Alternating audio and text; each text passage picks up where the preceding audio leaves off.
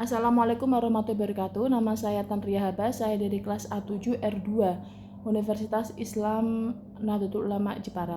Di sini saya akan menjelaskan mengenai penyebaran agama Islam di Pulau Jawa, terlebih khususnya Wali Songo. Sebenarnya Islam masuk ke Pulau Jawa pada tahun 6 Masehi, yaitu sekitar 674 Masehi, di mana di situ banyak sekali orang dari Persia, dari Arab yang masuk ke Indonesia, ke Pulau Jawa, namun tidak diterima sepenuhnya.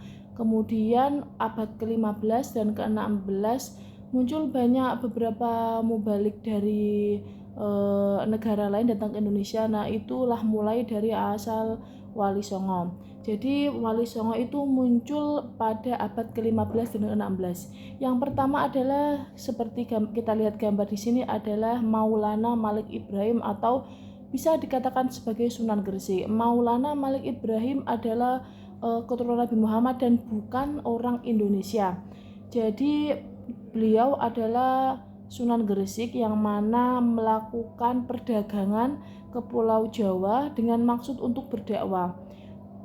Sunan Gresik ini belajar bahasa Jawa demi supaya diterima di kalangan masyarakat Jawa, karena pada saat itu paradigma orang Jawa adalah menghargai orang yang bisa berbahasa Jawa dan berkebudayaan Jawa. Jika orang asing, maka masyarakat Jawa tidak mau menerima. Kemudian Maulana Malik Ibrahim ini mendirikan masjid dan pesantren.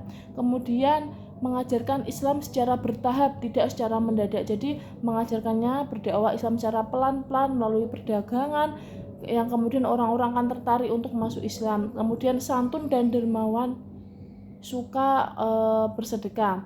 Kemudian gigih karena beliau adalah perantauan, bukan orang Jawa asli, yang mana itu memerlukan tekad yang sangat tinggi.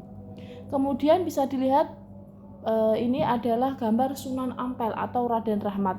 Jadi Raden Rahmat itu bukan orang Jawa asli, karena Raden Rahmat adalah seorang yang berasal dari Campa atau sekarang bisa dikatakan sebagai negeri Kamboja. Raden Rahmat ini datang ke Jawa bersama dengan ayahnya, yaitu Syekh Ibrahim Asmarokondi dari negeri Samarkand, ayahnya. Kemudian dia juga datang bersama Ali Murtado, dan dia juga berdatang dengan Raden Burereh, yang mana Raden Rahmat sendiri adalah keponakan dari istri Sri Prabu Kertawijaya atau Brawijaya V, atau bisa juga dikatakan sebagai Brawijaya terakhir sebelum Majapahit runtuh. Kemudian Raden Rahmat ini merupakan paman dari Raden Fata, karena Raden Fata itu adalah anaknya Dewi Chandrawati dan juga selirnya ini Prabu Brawijaya V. Kemudian Raden Rahmat membantu melalui perdagangan Islam melalui jalur kekerabatan Islam, yang mana beliau menikahkan orang-orang non-Islam dengan orang-orang Islam yang supaya nanti bisa menjadikan itu keluarga Islam, kemudian keturunannya bisa semuanya Islam, seperti menikahkan putrinya dengan Raden Fatah, menikahkan putrinya dengan banyak sekali orang-orang. Kemudian perubahan tradisi ada pada masa Sunan Ampel. Contohnya adalah ketika orang Jawa dulu tidak punya agama seperti sekarang ini, Hindu, Buddha, Kristen belum masuk, dia mempunyai agama sendiri, yaitu namanya Kapitayan, yang mana ada upacara namanya seradan. Serada itu merupakan kepercayaan kuno yang sangat tidak berkemanusiaan. Kemudian diubah menjadi nyadran, yang mana kita bisa lakukan sampai sekarang, itu ziarah. Kemudian ada peringatan meninggal hari ketiga, 7, 40, 100, itu adalah peninggalan Sunan Ampel. Kemudian beliau membangun masjid dan pesantren, yang tentunya Sunan Ampel adalah guru dari ulama-ulama atau Wali Songo saat itu. Kemudian berdakwahnya dengan sopan, tidak memaksa Brawijaya V, karena beliau Sunan Ampel sudah mengutarakan hanya untuk memasukkan Brawijaya V masuk Islam, tapi Brawijaya V menolak dan Sunan Ampel menerima dengan lapang dada. Kemudian kita akan lihat gambar ketiga, yaitu Sunan Giri atau Raden Paku. Raden Paku ini adalah seorang bayi yang dihanyutkan ke sungai karena pada saat itu ada wabah. Kemudian beliau lahir pada tahun 1442 Hijriah. Kemudian Sunan Giri adalah satu-satunya wali dan juga satu-satunya raja yang wali songo, tapi raja itu adalah Sunan Giri karena politiknya sangat bagus sekali, penguasa politik yang sekaligus raja. Kemudian Sunan Giri adalah salah satu murid Sunan Ampel, dan Sunan Giri adalah mengajar sangat terkenal dengan seninya. Contohnya pencipta lagu Cublak-Cublak Suweng karena mengandung filosofis tinggi mengenai lagu tersebut. Kemudian menciptakan permainan jamuran. Jamuran juga mengajarkan toleransi, kerjasama, peduli terhadap orang lain.